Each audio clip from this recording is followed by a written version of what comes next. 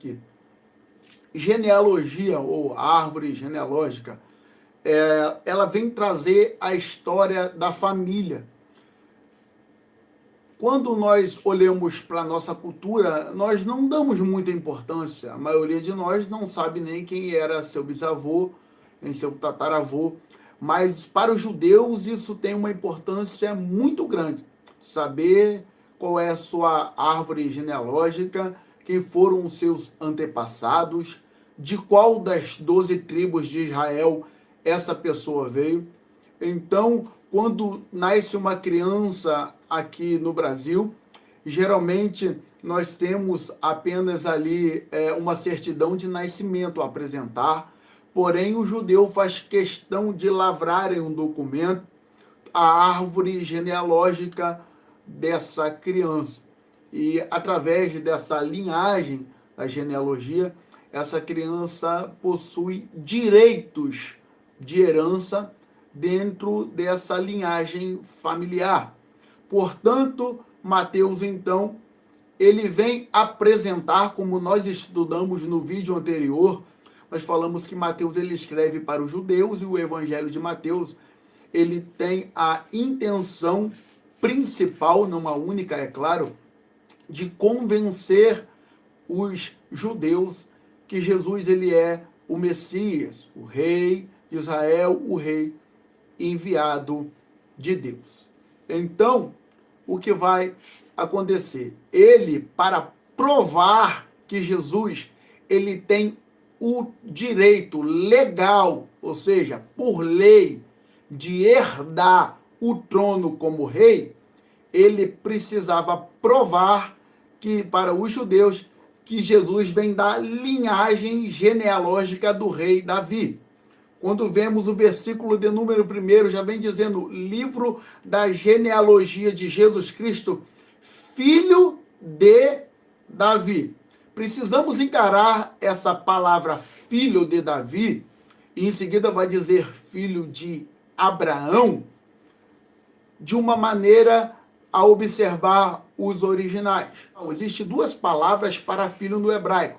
A primeira palavra é a palavra bar, que se escreve com B-A-R, bar. E a segunda palavra é a palavra ben, B-E-N. Bar significa aquele filho gerado biologicamente da pessoa. Ou seja, quando diz, se tivesse escrito Jesus bar Davi, significaria que Davi e a esposa de Davi eram os pais de Jesus.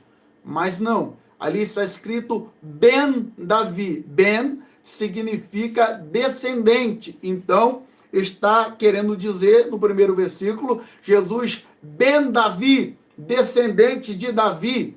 E depois diz filho de Abraão, ou seja, Ben Abraham e Ben David, ou seja, filho no sentido de descendência. Quando o filho ele é geneticamente, a palavra utilizada é bar. Nós temos um cego nos evangelhos que você conhece bem, que ele não tem nome dele no evangelho. Ele é chamado ali por que nós podemos dizer na nossa cultura brasileira, é claro, de um apelido. Ele é chamado de Bartimeu. Bar é quando você é filho biologicamente ali, geneticamente, ou seja, você gerou a criança, então essa criança, ela é bar, né? Ou seja, seu filho.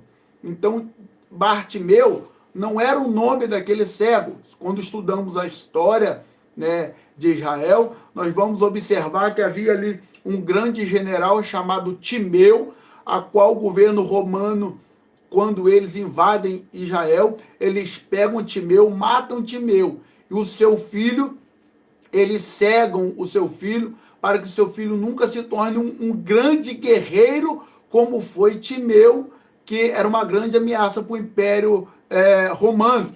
Então eles cegam a criança, e a criança cega acaba não sendo chamado pela população pelo seu nome, mas pelo nome do seu pai.